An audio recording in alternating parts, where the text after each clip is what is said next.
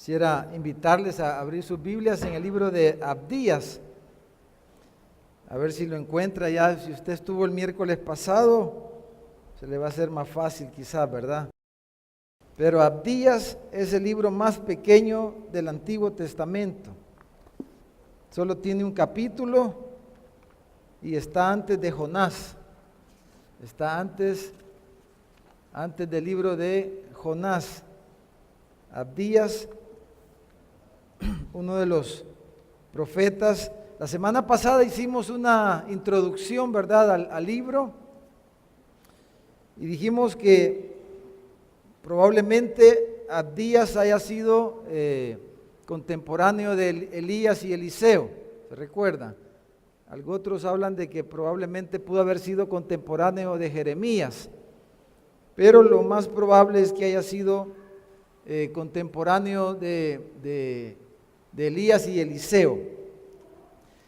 Pero hermanos, vimos en esa introducción, ¿verdad? Si usted vea, familiarícese, si no estuvo el miércoles pasado especialmente, vea su Biblia, por favor. Vamos a leer los primeros 9 versículos del libro esta noche.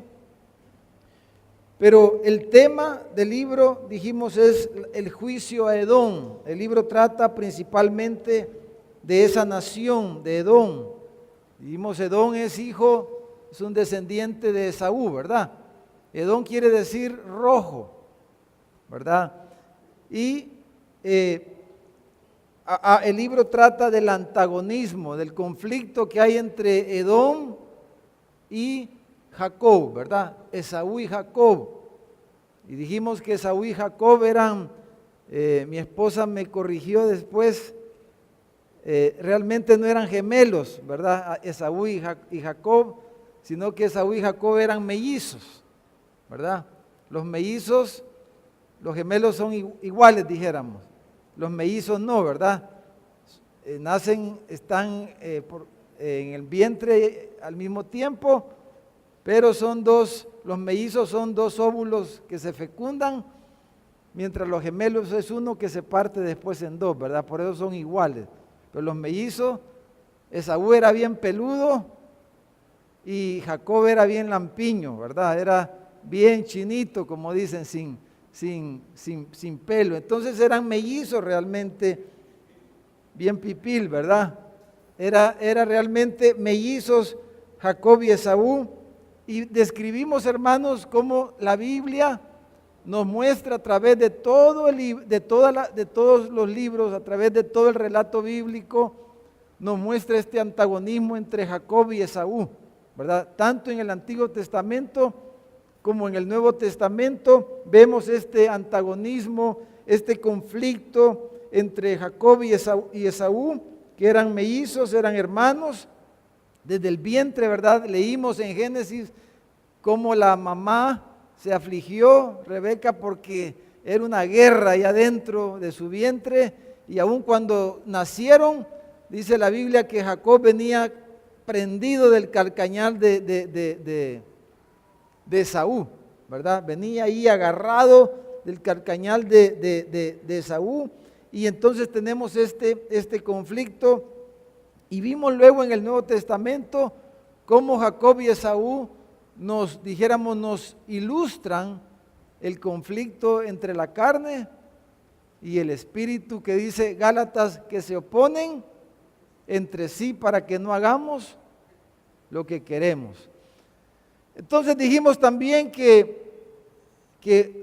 cuando nosotros creemos el Evangelio, cuando una persona recibe a Cristo como Salvador personal, cuando Cristo nos salva, cuando el Señor viene a nuestras vidas y entonces Él nos sella con el Espíritu Santo, ¿verdad? Cuando creemos el Evangelio, cuando recibimos a Cristo, creemos en Él, entonces Él nos sella, dice la Biblia, con el Espíritu Santo, viene a morar al corazón de la persona.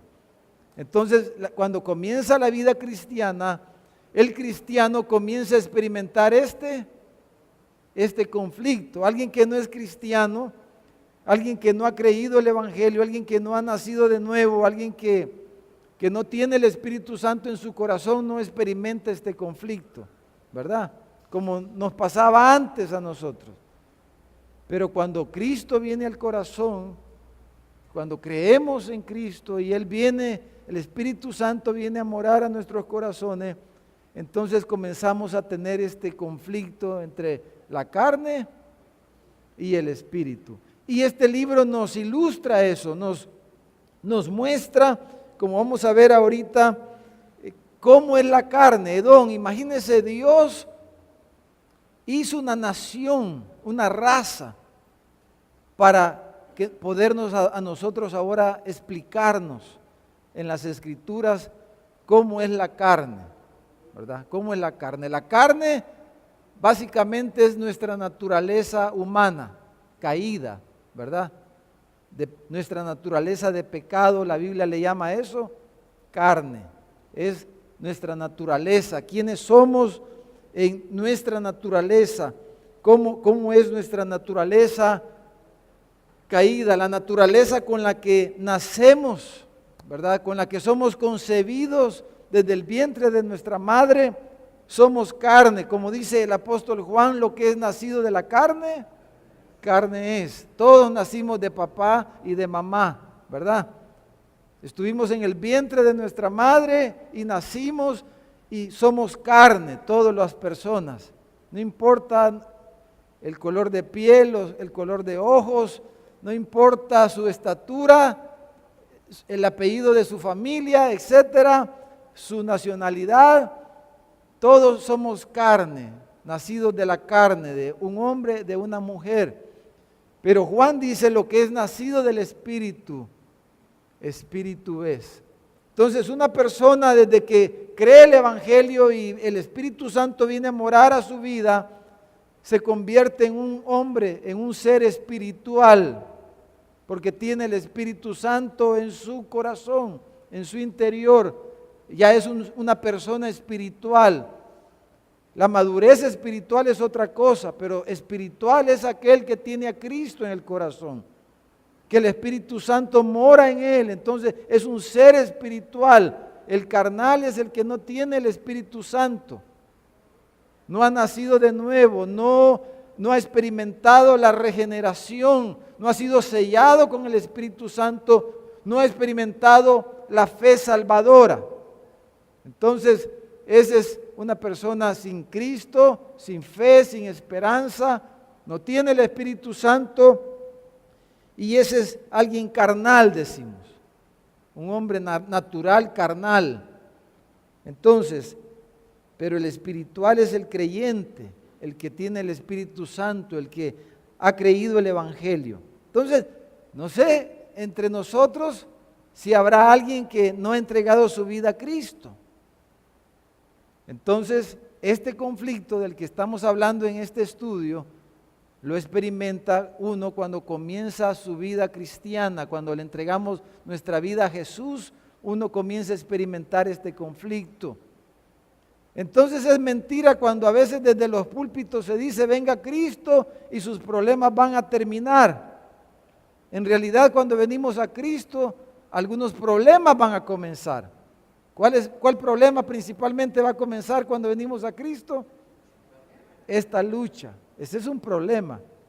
El que no tiene a Cristo en su corazón no tiene este problema. Hace y deshace y no experimenta ningún remordimiento, ningún arrepentimiento. Él lo hace y piensa, hasta se gloria de las picardías que hace, va a decir, qué bien la hice, dice. Pero el cristiano que está todavía en su naturaleza, en su humanidad, ¿verdad? En su carne, pues estamos en este cuerpo de muerte, como dice Pablo, pero ya el Espíritu Santo está en nosotros y entonces experimentamos este conflicto, este antagonismo. Entonces, dijimos que íbamos a dividir en 3 partes el libro, del versículo 1 al 9, del 10 al 14 y del 15 al 21, ¿verdad? Vamos a leer del versículo 1 al versículo 9 esta noche, la primera parte. Dice, visión de Abdías. Jehová el Señor ha dicho así en cuanto a Edom. hemos oído el pregón de Jehová, o sea, la proclamación, la predicación, la profecía, dice, de Jehová, y mensajero ha sido enviado a las naciones. Levantaos y levantémonos contra este pueblo en batalla, dice el Señor, ¿verdad? Dice, peleemos contra Edom, dice el Señor. Hay que pelear contra la carne, ¿verdad? Ya aplicándolo a nuestra vida cristiana. He aquí, dice, pequeño te he hecho entre las naciones, porque Edom nunca llegó a ser una nación grande ni poderosa. Dice, estás abatido en gran manera. Pero mire, dice, sin embargo, ¿verdad? La soberbia de tu corazón te ha engañado. Tú que moras en las hendiduras de las peñas, en tu altísima morada, que dices en tu corazón, ¿quién me derribará a tierra? Si te remontares como águila y aunque entre las estrellas pusieres tu nido, de ahí dice, te derribaré, dice Jehová. Si ladrones vinieran a ti o robadores de noche, ¿cómo ha sido destruido? Dirían, ¿verdad? ¿No hurtarían lo que les bastase? Si entraran a ti vendimiadores, o sea, los pepenadores, los recolectores de las cosechas, dice, ¿no dejarían algún rebusco?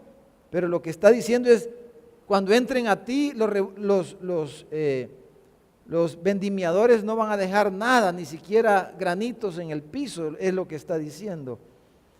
Versículo 6 dice, ¿cómo fueron escudriñadas las cosas de Esaú? Sus tesoros escondidos fueron buscados, ¿verdad? Ya vimos que Esaú y Edom son lo mismo. Todos tus aliados te han engañado, hasta los confines te hicieron llegar. Los que estaban en paz contigo prevalecieron contra ti. Los que comían tu pan pusieron lazo debajo de ti. No hay en ello entendimiento. No haré, pregunta, ¿verdad? No haré que perezcan en aquel día, dice Jehová, los sabios de Edom y la prudencia del monte de Esaú. Versículo 9, y tus valientes, oh Temán, serán amedrentados, porque todo hombre será cortado del monte de Esaú, dice, por el estrago. Cuando el Señor traiga su juicio sobre Edom, dice, no va a quedar nada. Va a ser un estrago tremendo, no va a quedar nada. Y hermanos, de hecho, en la historia Edom desapareció, ¿verdad? Esa nación ya no existe. Desapareció Edom. Dios la erradicó, dijéramos, de la faz de la tierra a Edom. Edom nos acuerda de la carne. Entonces el valor, hermanos, de la revelación de Edom, dijéramos, es la impiedad de este pueblo. Aquí podemos ver que Edom, hermanos, fue un pueblo impío en gran manera. Y nos revela este conflicto, como ya dijimos, y eso hace que el mensaje del libro sea actual. Y nos muestra el libro dos formas, dijéramos, en que podemos vivir nuestras vidas. Dos maneras, dos ideales en las que podemos vivir nuestras vidas. Podemos vivir nuestras vidas en la carne o podemos vivir nuestra vida en el Espíritu. Entonces el libro nos muestra estas dos maneras, estos dos ideales de cómo podemos vivir. Entonces en esta profecía, en este libro, hermanos, podemos ver, considerar, apreciar sobre todo la naturaleza de Esaú, del significado de Edom, ¿verdad? Al ver la conducta de este pueblo, podemos ver cómo era este pueblo, cómo es la carne, dijéramos. Cualidades vemos de esta raza que descendió de Esaú. Entonces, ¿cuál es la revelación de Esaú y de Edom que tenemos aquí en estos primeros 9 versículos? Hermanos, tenemos principalmente una característica que distingue a este pueblo y es, dijéramos, la soberbia, como dice ahí, la soberbia de Edom. Estos 9 versículos nos hablan de la soberbia de esta raza, de este pueblo, del pueblo de Edom. La soberbia de Edom la vemos descrita aquí en estos 9 versículos. Vemos claramente su orgullo, su arrogancia, la soberbia, que se expresa principalmente en su indiferencia a Dios. Este pueblo fue un pueblo indiferente a Dios, a las cosas de Dios. Entonces los edomitas, hermanos, se caracterizaron no solo por no reconocer a Dios, sino porque no tenían dioses. Los edomitas no tenían dioses como los demás pueblos. Ellos en esa forma no eran idólatras, dijéramos. No tenían dioses como la mayoría de naciones que habían en Canaán, en esas tierras. O sea, según los historiadores, los edomitas habían, dijéramos, eliminado en su cultura, en su manera de vivir, toda referencia a Dios o a cualquier Dios en cualquier forma. Para ellos Dios no existía. Eran en cierta forma, dijéramos, agnósticos, ¿verdad?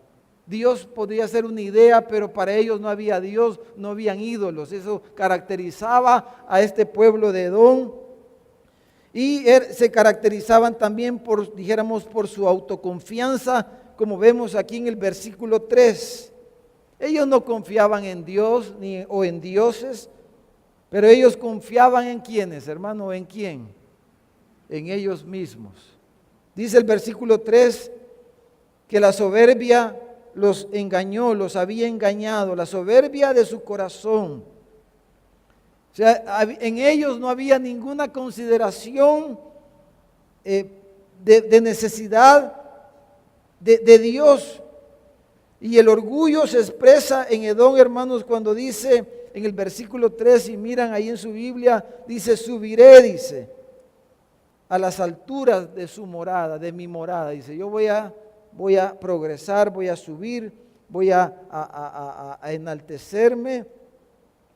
Y decían ellos, el engaño estaba en que ellos llegaron a pensar, este pueblo, en que nadie los podía derribar de ahí. Nadie los podía derribar de esa posición. Y el Señor les dice en el versículo 4 que ellos estaban bien equivocados, les dice. Mire el versículo 4.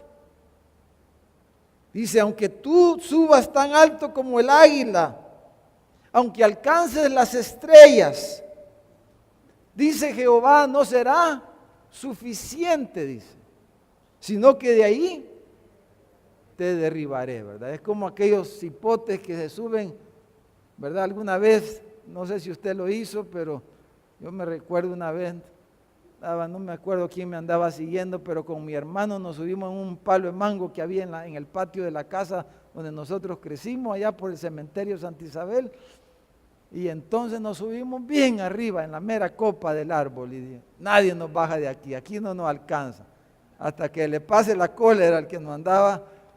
El Señor dice, aunque te subas bien alto y tú crees que nadie te puede bajar de ahí, ¿qué dice el Señor?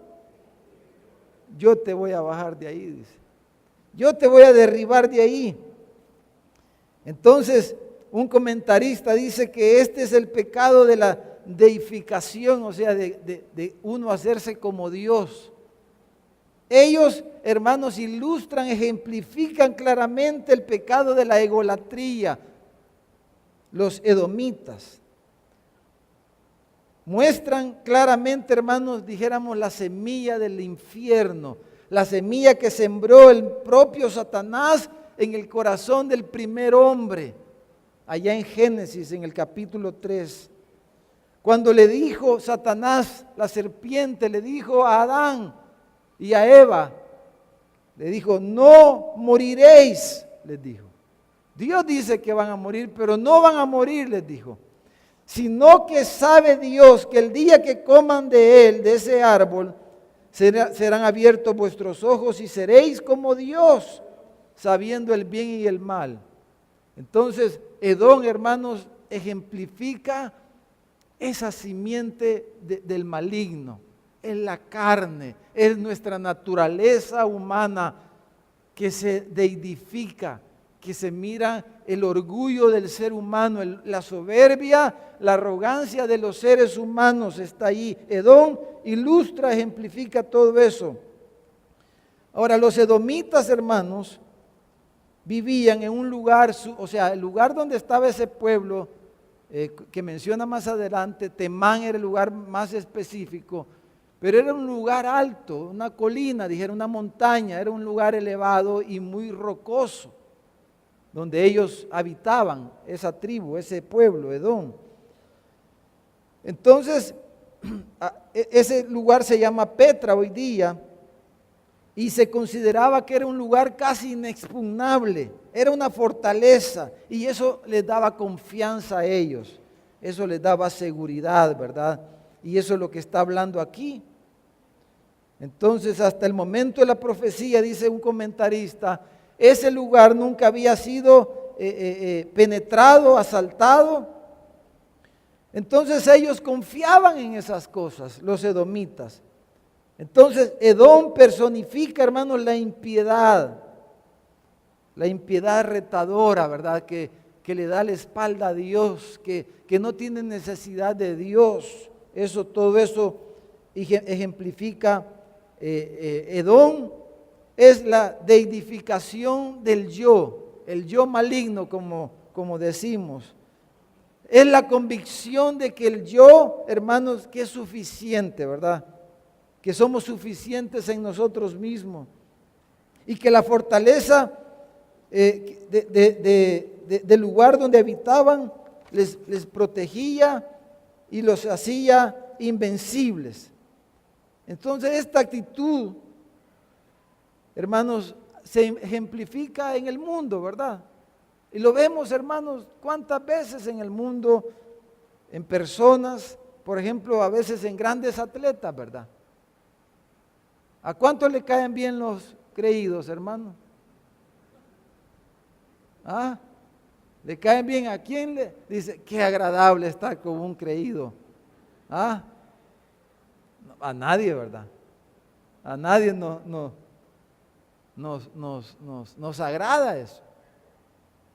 Sin embargo, todos luchamos con eso, ¿verdad, hermano? Todos tenemos un poquito de eso, porque esa es la carne, es nuestra naturaleza humana. Así es el ser humano, por naturaleza. En unos se manifiesta más que en otros, pero todos los seres humanos tenemos esa naturaleza. O a veces se refleja en empresarios exitosos, en profesionales exitosos, porque uno llega a confiar en su habilidad, en su riqueza, en su sabiduría, en lo que sabe, en lo que conoce. Entonces, la confianza en estas cosas, en su profesión, en su estatus, en sus ahorros, cualquier cosa en la que uno confía, todo eso, hermano, toda esa autoconfianza, eso es Edom. Eso es Edom. Ellos confiaban en ellos mismos. Para ellos Dios eran ellos mismos. Entonces, hermanos, es lo que también, esa es la fortaleza que tratan de formar a veces las grandes universidades, los grandes centros de estudio, en el corazón de los hombres, de sus estudiantes. Esos valores son los que el mundo siembra en el corazón de los hombres, de las mujeres. Valés, ¿verdad?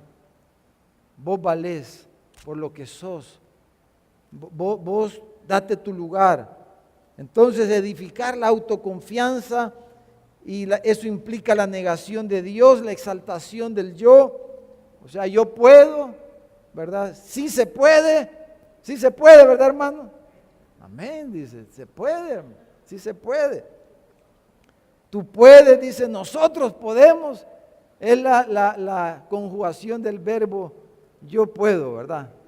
Yo puedo, tú puedes, nosotros podemos, vosotros podéis, ¿verdad? Ellos pueden, hermano. Ese es Edom, ¿verdad? Podemos nosotros, sin necesidad de Dios, ¿verdad? Eso es lo que hay en el mundo. Ese es Edom, esa es la carne. Tú eres valioso aunque Dios no esté presente. Eres valioso aparte de Dios. Entonces, hermano, por ejemplo, dijéramos, Jacob clama, usando las palabras del apóstol Pablo. Él clama, como dice Pablo en la primera carta a los Corintios, en el capítulo 15, dice, Pablo casi es como un grito de independencia, de un grito de victoria. Él dice, por la gracia de Dios soy lo que soy. Eso dice el hombre espiritual, el hombre con Cristo, el creyente. Dice, por la gracia de Dios soy lo que soy, dice el creyente. Pero el incrédulo dice con Esaú, dice, lo que yo soy, dice, yo me lo he ganado, dice. Me ha costado, he sudado, he trabajado duro, he hecho esto, he hecho lo otro, por mi papá, por lo que sea, menos Dios. Entonces Jacob dice, por la gracia de Dios soy lo que soy, y su gracia no ha sido en vano conmigo. Pero Esaú grita, pero por mi propio esfuerzo soy lo que soy. Soy el arquitecto y constructor de mi propia vida. A mí me cuesta, he estudiado, he trabajado, he hecho esto, he hecho lo otro. Yo soy lo que soy porque me ha costado. Ese es Esaú, ese es Edom. Jacob dice, por la gracia de Dios estoy aquí, por la gracia de Dios soy quien soy. Entonces, hermanos, veamos dos cosas. Primero, que la soberbia, hermanos, es la personificación de la carne, ¿verdad? Número uno, la soberbia es la personificación de la carne. Hermanos, eso es lo que distingue al ser humano, ¿verdad? La soberbia, el orgullo. No importa si usted tiene estudios o no tiene estudios, si usted es chelito, negrito, si usted es grande o pequeño. Hermano, el orgullo, la soberbia es lo que caracteriza al ser humano. A veces, como decíamos, creo la semana pasada, el que no tiene nada es el más orgulloso, ¿verdad, hermano? Como dijo un pastor, dice, no tengo nada, pero de lo que no tengo, de ahí estoy bien agarrado. Y me tienen que respetar y que no me vean mal. Pero la soberbia es la personificación de la carne, hermano.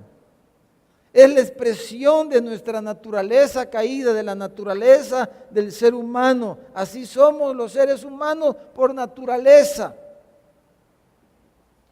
Porque la carne es el hombre creado a la imagen de Dios, pero caído, que le ha dado la espalda a Dios. Es el hombre independiente de Dios, independiente de su creador y de aquel que sustenta su vida.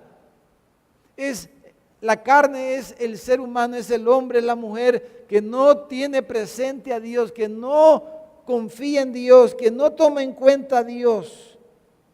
Entonces la soberbia es el hombre actuando por sí mismo y para sí mismo. El centro soy yo, es el humanismo. El humanismo es una de las expresiones del yo, del ser humano, pensando en sí mismo y poniéndose en el centro de las cosas. El humanismo. El hombre es el centro de las cosas. Pero la Biblia nos enseña no que el hombre es el centro de las cosas, sino que Dios es el centro de las cosas. Amén, hermano. Entonces Cristo es el centro. Cristo es el que merece toda la atención, toda la gloria, no es el hombre. No somos nosotros. La razón de la obra de Dios, del proyecto de Dios, no somos nosotros. Es su nombre, es su gloria, es Él mismo. Por amor de su nombre, dice el Salmo 23. Si oran pidiendo en mi nombre, dice, entonces van a ser escuchados, y etcétera, etcétera. Leamos, hermanos, estos versículos en Ezequiel capítulo 28, versículo 2. Mire, este es el príncipe de Tiro. Y el príncipe de Tiro, hermano, todos los estudiosos de la Biblia, todos los comentaristas coinciden de que aquí el príncipe de Tiro de esta nación, hermanos, dijéramos, representa a Satanás. Representa a Satanás, el príncipe de Tiro. Y mire lo que dice de él. Versículo 2, Ezequiel 28, versículo 2. Dice, hijo de hombre, Le dijo el Señor a Ezequiel, ¿verdad? Di al príncipe de Tiro, o sea, profetízale al príncipe de Tiro, predícale al príncipe de Tiro. Así ha dicho Jehová el Señor, por cuanto se enalteció tu corazón y dijiste, yo soy un Dios, yo soy un Dios. En el trono de Dios estoy sentado en medio de los mares. Entonces dice, siendo tú hombre y no Dios, y has puesto tu corazón como corazón de Dios. Y luego habla del castigo, del juicio que iba a venir sobre Tiro, sobre el rey de Tiro. Pero dice, tú te consideras un Dios. Hermanos, es triste, es tremendo y ver que la gente está ahí desde púlpitos, de predicadores reconocidísimos, hablando que somos dioses, somos pequeños dioses. Eso es una distorsión del mensaje bíblico, ¿verdad? Eso es lo que Satanás le dijo al primer hombre. Y esa es la carne, es la naturaleza caída. Ustedes son diositos, ¿verdad? Por eso cuando el muchacho, ¿verdad? El enamorado quiere enamorar a su enamorada, le dice, eres mi diosa, le dice. ¿Y cómo se siente ella?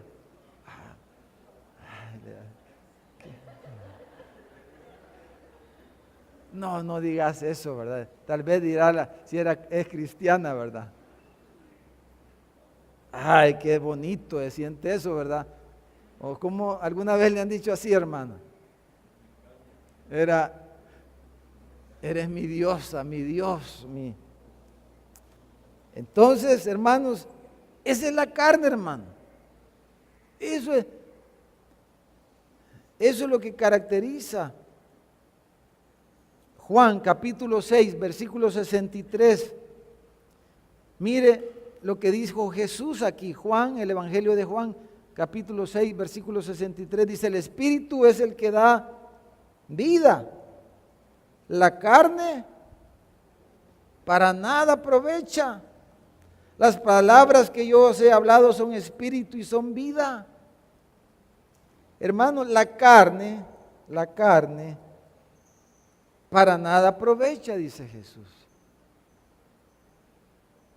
La carne, hermanos, no puede ni quiere obedecer ni someterse a los mandamientos de Dios, a los mandamientos de la ley de Dios. No quiere ni puede. Pero la carne, hermanos, puede ser muy religiosa. La carne puede ser religiosa. Y una cosa que caracteriza, dijéramos, a una persona religiosa, sea evangélica, católica, musulmana, lo que sea, pero que no tiene el Espíritu Santo, estoy diciendo, es carne, no tiene el Espíritu, pero practica una religión. ¿Qué caracteriza a esa persona? El orgullo, el sentido de superioridad de los demás, ver con desprecio a los demás, verse superior a los demás. Eso caracteriza a la carne, al ser humano. Sea por lo que sea, y la religión se incluye en las cosas que la carne toma para gloriarse, para sentirse más que los demás, para enaltecerse, para enorgullecerse. Pero una característica de la vida cristiana, hermanos, es la humildad. Todos luchamos con el orgullo, ¿verdad? No podemos decir como cristiano, yo no tengo orgullo, estaríamos engañándonos. Porque esa es parte de, hasta que el Señor nos lleve, cuando el Señor venga y nos redima y complete su salvación, vamos a ser libres de la carne, vamos a ser libres del orgullo. Pero mientras tanto, vamos a estar luchando con eso. Pero la vida cristiana, el cristiano, aquel que camina con Cristo, es porque como Cristo le dijo, como Jesús le dijo a los discípulos y a la gente, vengan a mí, les dice, y van a hallar reposo en vuestras almas. Aprended de mí que soy manso y humilde de corazón. ¿por qué hay tantas guerras? ¿Por qué hay tantos pleitos entre la gente? Yo no sé si usted estará peleado con alguien, pero hermano, la razón por la que nos peleamos es por el orgullo, hermano. Como dicen, no aguantamos ni un trompón, ni un pellizcón aguantamos. Que le vayan a hacer un desprecio, que nos vayan a hacer un desprecio. Entonces, esa es la carne. Edom nos representa esa soberbia que dice: yo soy quien soy, no me parezco a nadie, yo soy aquí, y aquí de este, como dicen, de este macho no ¿cómo es que dice el dicho? Este macho es mi mula, y aunque me bote, y si me bota me vuelvo a encaramar, ¿verdad? Y aquí vos no me tenés que decir nada, y nadie me ande diciendo nada, y por eso me fui de la iglesia, porque me dijeron ahí algo, y yo soy quien soy, y nadie me tiene que decir nada. Entonces, esa es la carne, ese es Edom, que lo vemos aquí, versículos 3 y 4. Pero el Señor le dice a Edom, el Señor le dice a la carne: te voy a derribar, voy a acabar con vos, le dice a Edom. ¿Cuántos dicen amén? Gloria a Dios. ¿Cuántos dicen amén, Señor? Entonces, mire, la segunda parte de los versículos, del versículo 6 al 9, esos 4 versículos, quiero que veamos aquí, hermanos, 4 cosas de cómo Dios trata con la soberbia. Y yo me imagino que usted se va a identificar ahí, o usted mismo ha visto situaciones de estas que habla aquí el profeta. ¿Cómo trata Dios con la soberbia? O sea, el fin de la soberbia es que Dios la va a erradicar. Eso dice el versículo 5. Vamos a concluir ahí. Dios va a erradicar la carne, Dios va a terminar con la soberbia, o sea, va a terminar con la naturaleza caída, ¿verdad? Nos va a redimir todas las cosas, pero Dios no ha terminado, no ha concluido su obra, y está tratando con nosotros, está tratando con el mundo, y está tratando con la iglesia. Y aquí vemos 4 maneras, 4 cosas que Dios a veces hace para tratar con la soberbia. A lo mejor alguna de esas usted esté pasando por eso. Y en vez de uno ponerse a pelear y a querer seguir en lo mismo, mejor hay que humillarse. Tal vez usted identifica aquí, versículo 6. Básicamente dice el versículo 6, vas a ser, ¿qué? Escudriñado.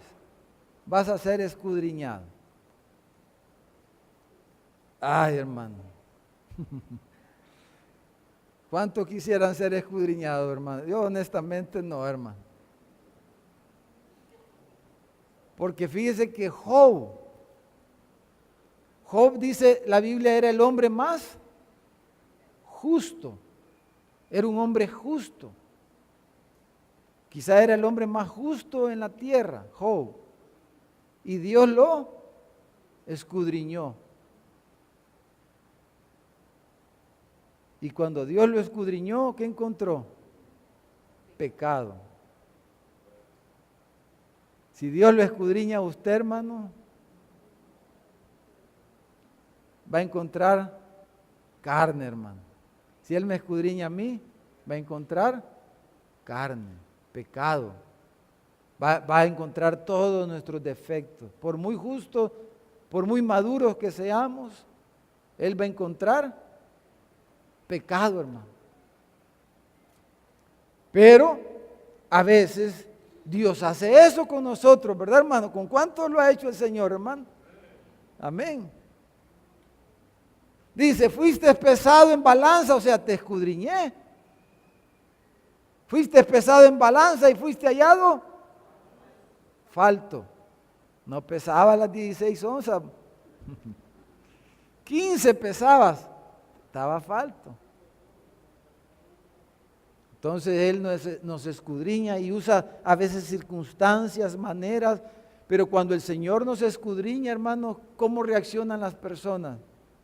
Cuando le descubre a alguien o le señala algún defecto, alguna falta. ¿Cómo reaccionamos, hermano? Nos enojamos. ¿Quién es el que se enoja? Edom, la carne. Se enoja uno. Esa es nuestra naturaleza. Pero Dios usa circunstancias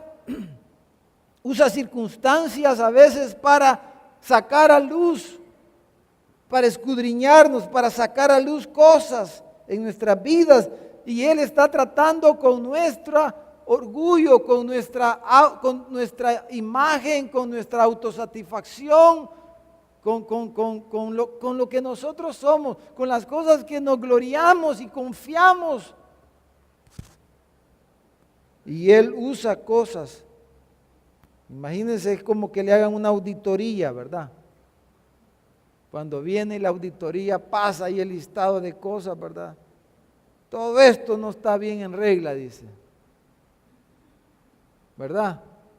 Entonces, cuando Dios usa, a veces, lo mejor, hermano, es que la esposita, imagínese, le diga alguna su escudriñada a usted, no se enoje, no nos enojemos. Yo he visto hermanos a veces que tienen problemas, ¿verdad? El esposo, la esposa, damos consejería. Cuando la esposa habla, se enoja él. Es que los trapos sucios se lavan en la casa, vos le dicen. Apocalipsis capítulo 24. ¿Sí? ¿Eso dónde está? ¿En qué libro de la Biblia está esa frase, hermano? No está. Entonces se enoja porque ella dijo, o si no porque él dijo. No, hombre, es que eso no lo hubiera dicho, y le dice después. ¿Por qué le dijiste eso al pastor? Entonces, pero yo he visto hermanos que la esposita está ahí reclamando algo y mire, el hermano se humilla rapidito y que resuelven los problemas, hermano. Bien lindo. Y se arregla todo. Y cuando uno se humilla, se arregla todo. Pero cuando alguien lo escudriñan, le sacan algo por ahí y uno se enoja, más grande se hace el problema. A ver, el compañero de misión, de milicia, el compañero, ¿verdad? Le dice, mira, vos no hagas así el servicio de Ujiervo. Ay, vos, ¿por qué? Ya no voy a venir, dice. Edom, la carne. No, hombre, sí. ¿Y cómo es? Pues le podía decir, ¿verdad? Perdóname, ya no lo vuelvo a hacer, ¿verdad? ¿Cómo es, hermano? Explíqueme cómo debo de hacer. Se resuelve. Pero a veces le dice la esposa, le dice el cuñado, el pastor, como 15 mensajes que le recibió de eso y no hace caso. No se humilla. Uno, pues. Entonces, ¿qué pasa? El golpe va a ser más grande. Como decimos en buen santanés, con un gran sopapo, hermano. Un gran sopapo que da uno. ¿Por qué? Porque no escuchó, porque Dios lo quería escudriñar y no se dejó, no se humilló, no entendió.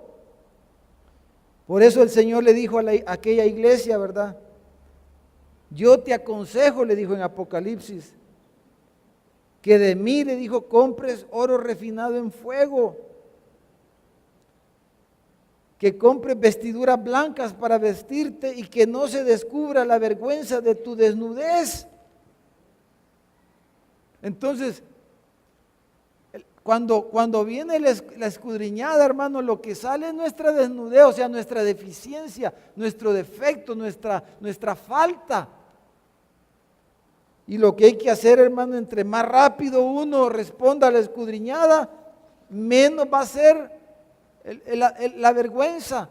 Pero entre más uno se resiste, más grande va a ser la vergüenza. Ese es el proceso. Dios tratando con qué, hermano? con el orgullo, con la soberbia de una persona. Eso pasa en los cristianos y pasa en el mundo también. Dios trata en el mundo con las personas también. Si Dios no tratara en el mundo con las personas, fuera más insoportable el mundo, hermano. Pero es la gracia común, le llama a la teología, ¿verdad? A esa misericordia de Dios. Número 2, mire, versículo 7. Versículo 7, todos tus aliados te han engañado, hasta los confines te hicieron llegar, los que estaban en paz contigo prevalecieron contra ti, los que comían tu pan pusieron lazo debajo de ti, no hay en ellos entendimiento. Dice, en otras palabras, todos se van a volver contra ti. ¿Alguna vez se ha enojado alguien con usted, hermano?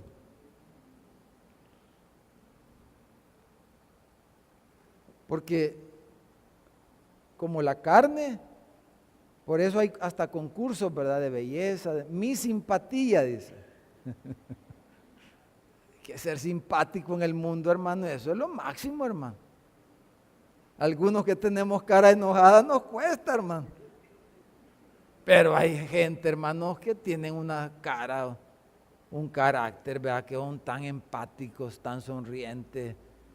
Y qué barbaridad, eso es una maravilla, hermano, en el mundo.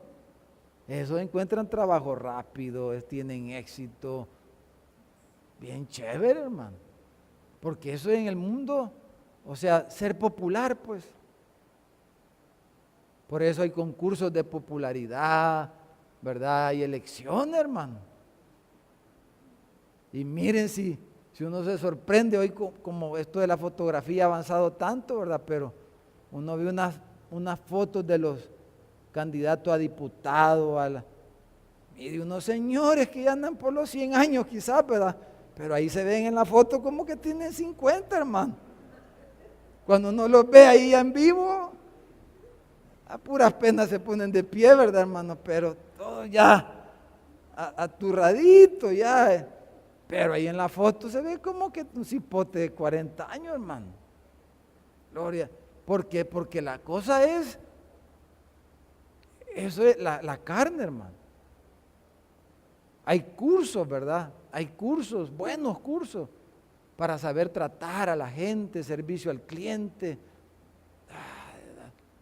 hacer todo eso. Entonces la carne, eso es algo maravilloso. La carne aprende eso. Y confía la carne en eso. La carne confía en su simpatía, en su popularidad, en sus amigos, sus amistades, sus conectes, todo eso, hermano. Incluye esto, pero dice, vos confías en eso, pero como ya le dijo que lo va a derribar, le dice, pero todos te van a dar la espalda. Te van a dar la espalda, se van a volver contra vos. Y te voy a demostrar que eso no es nada. Tu simpatía, tu servicio al cliente, todo eso no es nada. Yo soy tu Dios. Amén, hermano. Entonces, esas son las cosas que la carne orgullosa dice, no, si yo soy... Se pone trajes y corbatas, ¿verdad? Así como ando yo, hermano. Se ve uno bien. Para dar respeto, ¿verdad, hermano? Pero dice el Señor, te voy a escudriñar y va a salir la desnudez que realmente tenés, aunque andes con corbata. Vos confías que la carne, ¿verdad? Confía que es el gran popular, que te voy a quitar eso, dice el Señor. Y vas a ver que eso no es nada en lo que tú confías. Mire, número 3, versículo 8. Dice, no haré que perezcan en aquel día, dice Jehová, los sabios de Edom y la prudencia del monte de Esaú. Hermano, el conocimiento, la sabiduría, hermano, la carne es otra cosa que confía, que uno es bien inteligente, uno se cree bien inteligente, hermano. A veces pues hay personas que tienen problemas, ¿verdad?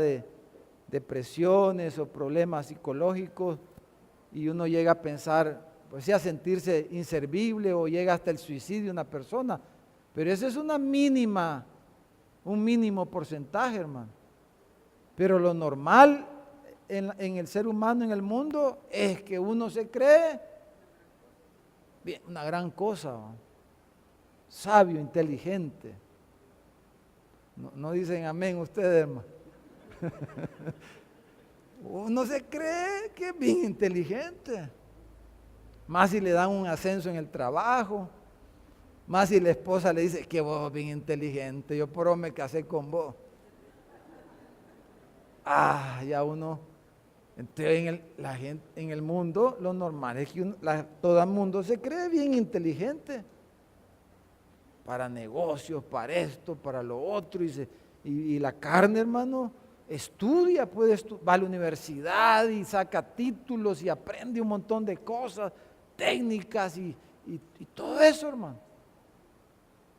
Y hay gente que de verdad es que es inteligente, hermano. Busa, ¿verdad? Hace negocios y, hombre, que uno quisiera un poquito de eso, ¿verdad, hermano? Hay gente que de verdad. Entonces, pero dice el Señor, voy a hacer que tu sabiduría desaparezca, destruiré, dice.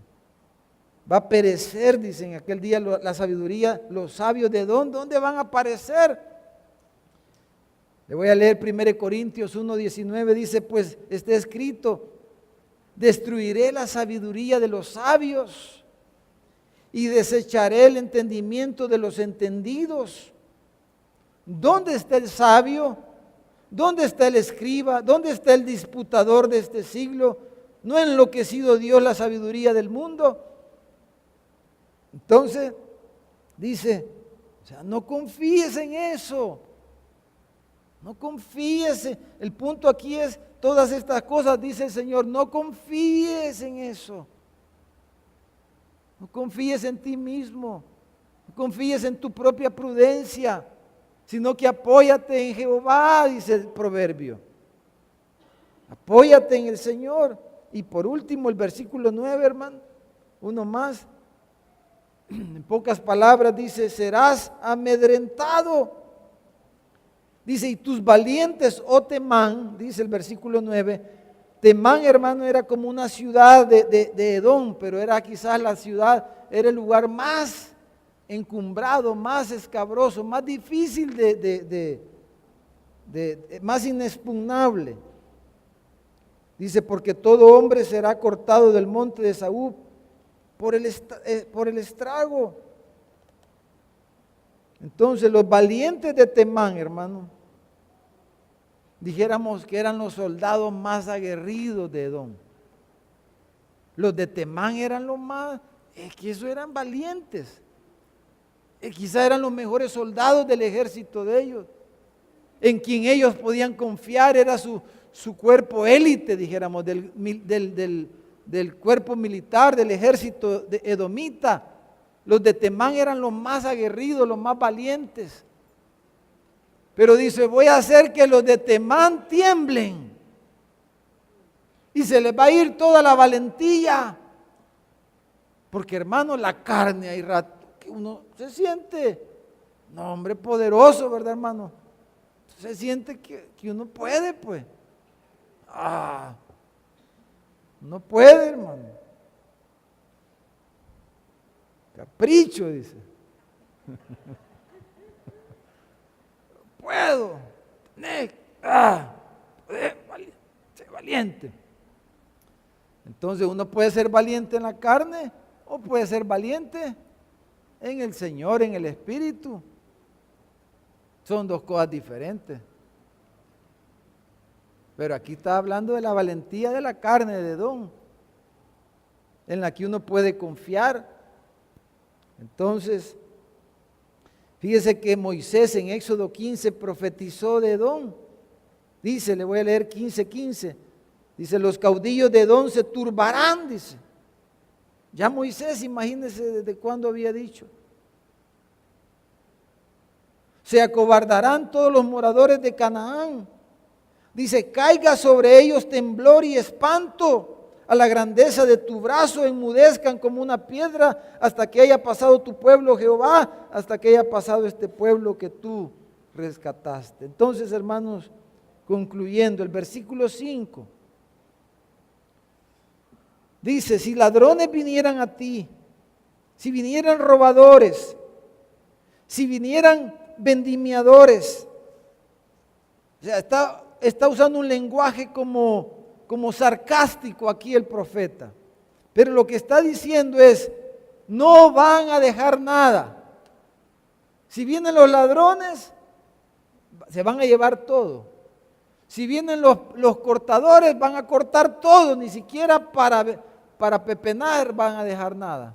Van a arrasar, es lo que está diciendo. Entonces, ese es la carne, ese es el destino de la carne, de la soberbia, hermano. Entonces, hermano, cuando sentimos, ¿verdad? Yo no sé cómo usted le pasa, hermano, pero yo por rato siento a Edom ahí bien robusto, hermano. Ay, Señor, Dios. Cuando usted ya se ve en el espejo y le hace así, va. Y hoy como están de moda ya sabe, hermano, las selfies, hasta pandea la boca ahí, va, para verse, y la sube, va. Mira, hay gente que cada hora sube nuevo foto de perfil, ¿verdad? Yo por hoy no entro a Facebook, un ratito a veces entro. Suben fotos de perfil a cada rato. Otro. Y otro allá en la playa, en calzoneta, las hermanas sacan. Hombre, como que, si eso es peor que publicar la foto en el diario de hoy, hermano. En el diario de hoy, el día siguiente en la basura está el periódico, ¿verdad? En el inodoro. Pero el Facebook no, hermano, ahí queda ya para toda la vida. Y unas cosas que sube la gente. Pero es la carne, hermano, luciéndose. Usted no va a ver ahí una foto toda feíta que saque alguien, ¿verdad? Esa rapidito la borra uno. Hay solo fotos que impacten, de impacto, hermano. Que saca la gente ahí hermano, de diferentes formas, ¿verdad? Todas estas cosas que estamos hablando. Pero mire, 1 Corintios 15, 50 dice, pero esto digo, hermanos, dice. 1 Corintios 15, 50, voy a leer, dice, pero esto digo, hermanos, que la carne y la sangre, dice, no pueden heredar el reino de Dios, ni la corrupción hereda la incorrupción, hermano. En el reino de Dios, ni siquiera un pelito de la carne va a entrar. La carne no tiene lugar, todo eso, hermano, va a desaparecer. No va a quedar nada de la carne, de la naturaleza caída, de todo eso. Entonces, hermano, como cristianos, nuestra vida cristiana desde ya debemos de crecer en este entendimiento y en el discernimiento que yo espero a través de ir viendo todo esto, al final, que nuestro discernimiento crezca. Primero de nosotros mismos y de los demás. Pero a veces a la carne le decimos que es espiritual. Que espiritual y en la carne. Que espiritual decimos y es la pura carne. La carne nos engancha, nos sorprende. No nos damos cuenta y nos pasa a todos, hermano. A veces no es fácil discernir entre una cosa y la otra. Pero este libro, la profecía de Abdías, debe de mejorar y aumentar nuestro discernimiento de lo que es de la carne y de lo que es del espíritu. Amén, hermanos. Pero la carne va a ser erradicada, será abatida, derribada, nada va a quedar, nada va a entrar al reino de los cielos. Para siempre. Solo quiero leerles estos proverbios para concluir. Dice Proverbios 16, 18, antes del quebrantamiento es la soberbia, dice. Y antes de la caída, la altivez de espíritu. Hermano, pero Dios usa estas formas para tratar con nuestro orgullo. Y si nosotros respondemos rápido a la ayuda de Dios, no vamos a llegar a caer, hermano, así de una forma estrepitosa, ¿verdad? A veces uno se tropieza y uno dice, nadie me vio, ay, gloria a Dios, ¿verdad? Nadie me vio que pegué la gran. Pero a veces uno se cae delante de todo el mundo, hermano. Hasta lástima da uno. Entonces, no hay necesidad de pegarse una gran caída, hermano, sí. Si con una escudriñadita y que alguien nos diga algo, ahí uno dice, sí, hermano, si usted dice, voy a orar, como dijo un hermano, voy a orar, si usted siente eso que dice, si usted ve eso, yo lo recibo del Señor, voy a escudriñarme y voy a ver. No decir, no, yo no soy así, usted porque tiene mal de ojo. Proverbios 11:2 dice, cuando viene la soberbia, viene también la deshonra, mas con los humildes está la sabiduría. La soberbia va a traer deshonra, hermano. Proverbios 18:12 dice, antes del quebrantamiento se eleva el corazón del hombre y antes de la honra es el abatimiento. Entonces, no como dice Juanito, ¿verdad? Elevado, elevado. El Señor nos está hablando de que no hay que andar elevado, elevado, ¿va, Juanito? Tenemos que estar ahí humilladito, hermano. ¿Qué dicen, hermano? ¿Qué les dice el Señor? ¿Cómo queremos vivir, hermano? Esta es una lucha, esta es una lucha de todos los días. Y hay días que uno amanece como que, a ver qué le dieron en la madrugada a uno, aquí al sereno, el bien, a saber qué, pero uno hay días que amanece como que le dieron una su inyección de don en la noche, ¿verdad, hermano? Amanece uno todo encrispado ahí, a saber cómo, hermano. Que no lo pueden ni ver mal a uno. Pero, hermano, mire qué lindo que el Señor nos habla por su palabra, ¿verdad?